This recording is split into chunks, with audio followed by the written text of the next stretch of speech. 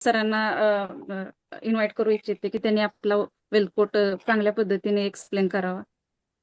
Okay. Welcome everyone. Thank you very much for सगळ्यांनी join केला आणि मला एक अपॉर्च्युनिटी दिली मला हा एक्सप्लेन करण्यासाठी. तर मी सर्वांना सांगेन की कॅमेरावरती या, बी ऑन कॅमेरा. आणि येस, आशिषचा जो मी आता लास्टचा जो कोट ऐकला मला खूप आवडला. आणि येस, आय नो दॅट, मला माहित आहे हा शाप नाही, हा रोग आहे. कळाला? हा एक डिझीज आहे जो तुम्हाला वाढवत नाहीये. तुमच्या लाईफ मध्ये काय करत आहे तो तुम्हाला वाढवत नाहीये. कारण की आपण जेव्हा बोलतो की मला माहित आहे, मेरे को सब पता है, हा काय आहे?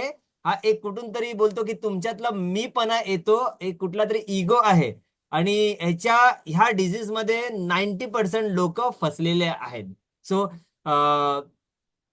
मला जर तुम्ही ह्या गोष्टी जेव्हा बोलणार की मला माहिती आहे, इकडे तुमचा ग्रोथ स्टॉप होतो. सो जो माणूस हे बोलतो की मला सगळं माहिती आहे, त्याचा ग्रोथ स्टॉप होतो आणि त्याचं शिकणं बंद होतं.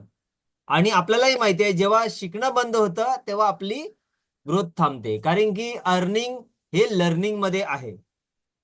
बरोबर आहे की हा अर्निंग हा शब्द आहे, हा एक लर्निंग मध्ये आहे. मित्रांनो, मला तुम्ही आज जो व्हिडिओ जो बालाजी वेफर आहे मी थोडंसं ऐकलंय, जबरदस्त होता. मला सांगा की फायनान्शियल फ्री असो, बिझनेस असो, एक चांगला मोठा गोल अचीव करणं, तुम्हाला काय वाटतं हे बिना मनी माइंडेड शिवाय चालेल का? हे बिना पैशांच्या प्रति प्रेम, मनी लव, ह्याच्या बिना चालेल का? कन्सिस्टन्सीच्या बिना चालेल का? डिसिप्लिन शिवाय चालेल का? किती जणांना कनेक्ट होते मी काय बोलतोय ते? सो जे तुम्ही गोष्टी अचीव करतायत, सो स्टार्ट तुमच्यापासून सुरू होत आहे. हे बिना पैशाच्या प्रति प्रेम नाही. आज मी तुम्हाला जी मनीची एक्सरसाइज करतो, जे तुम्हाला हाताला लावतो, तुमच्या गालाला लावायला सांगतो, स्मेल घ्यायला सांगतो, काय करतो की तुम्ही तुमचा रिलेशनशिप फिक्स करा तुमच्या पैशांबद्दल. तुमचा रिलेशनशिप चांगला नाही, राईट? ट्रीट करा की तुमचा रिलेशनशिप तुमचा, जर तुम्ही हस्बंड असाल तर तुमची वाईफ आहे, जर वाईफ असेल तर हस्बंड असेल. जर ती नाराज झाली तर ती तुमच्याबरोबर बोलेल का? सो सिमिलरली आहे ना. सो पैशाचा रिलेशनशिप फिक्स करा पहिला. पहिले लोक काय, हे जे बालाजी असो, हे मोठे मोठे लोक आहेत, ह्यांचा एक विजन आहे, ह्याचा एक मिशन आहे. असाच बिझनेस झालेला नाहीये. त्यांच्या डोक्यात काहीतरी अशी गोष्ट ती त्यांनी सुरुवात झाली आहे की मुझे कुछ करना है, मुझे कुछ करना है.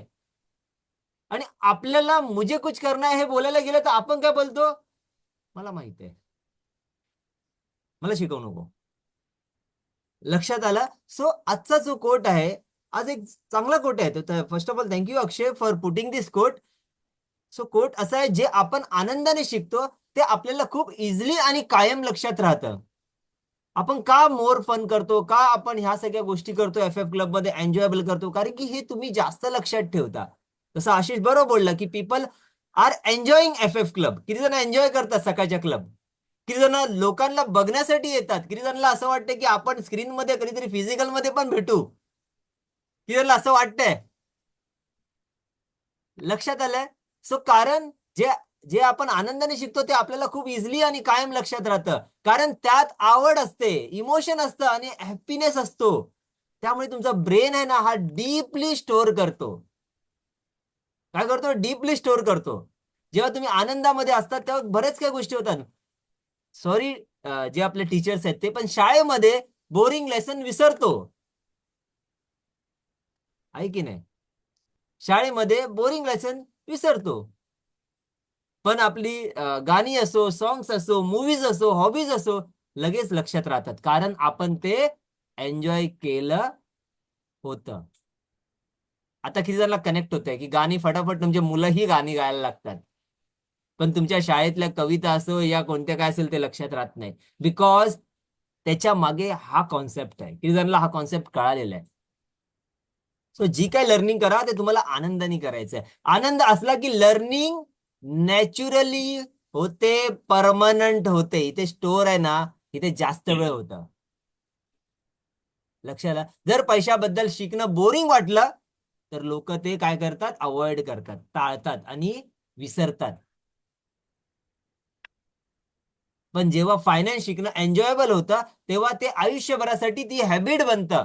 जेव्हा तुम्ही पैसे शिकणं एन्जॉय करता तेव्हा बजेटिंग हॅबिट बनतं, इन्व्हेस्टिंग नॉर्मल होतं, सेव्हिंग ऑटोमॅटिक होतं आणि वेल्थ बिल्डिंग फन होतं. मित्रांनो, तुमच्या रक्तामध्ये हा जो गोष्ट जाणार तेव्हा तुम्ही अशा मोठ्या मोठ्या गोष्टी करायला सुरुवात करणार. तुम्हाला कळणार सुद्धा नाही की मी केव्हा कुठे आलो, मी आधी काय होतो आणि आता काय झालोय. Trust me, trust me. कारण की हे जे फाउंडेशन तुमच्या रक्तात गेलं ना,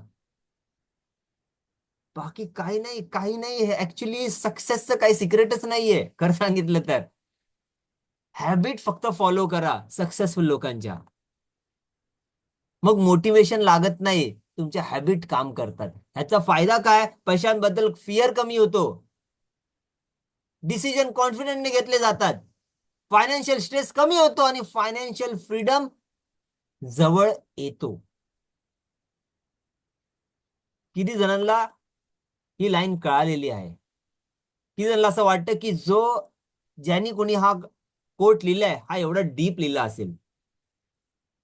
जेव्हा तुम्ही ह्या डीपली अंडरस्टँड करायला लागणार ना मित्रांनो, तुम्हाला सांगतोय ना की तुम्ही जेव्हा बुक लिहिताय ना, बुक जेव्हा वाचताय ना तुम्ही, हा माझ्यासाठी चौथी कॅटेगरी ही बेस्ट कॅटेगरी आहे.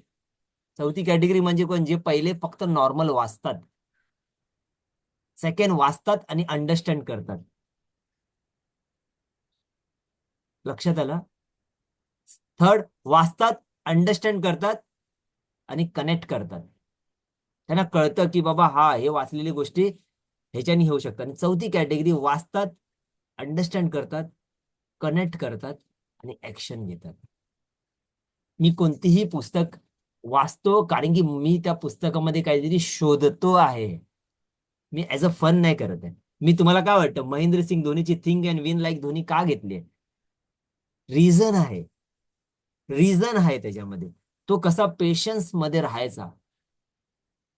जेव्हा तुम्ही काही गोष्टी सुरुवात कराल, जेव्हा तुमच्याकडे पण कम्युनिटी होईल, तुम्ही राजा तेव्हाच बनणार जेव्हा तुमच्याकडे प्रजा येणार. किती जणांना ही गोष्ट कनेक्ट झाली? आणि जेव्हा तुम्ही लोकांबरोबर राहणार, जेव्हा तुम्हाला लोकांचे इमोशन्स कळायला लागणार, तेव्हा तुम्हाला एक वेगळ्या टाईपच्या बुक्स वाचावं लागणार. आता कळलं मी का पुस्तक वेगळं वाचतो?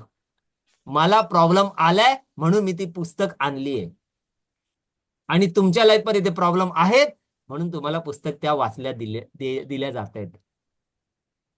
करेक्ट झाला. So thank you very much for wonderful quote Akshay. I really proud आणि जबरदस्त कोट आहे. So thank you. आणि thank you Lilavati, very good going. Thank you thank you thank you. Thank you so much Vallabh sir. खूप छान. आपलं नशीब आहे की आपण वल्लभ सरांच्या सानिध्यात आहे.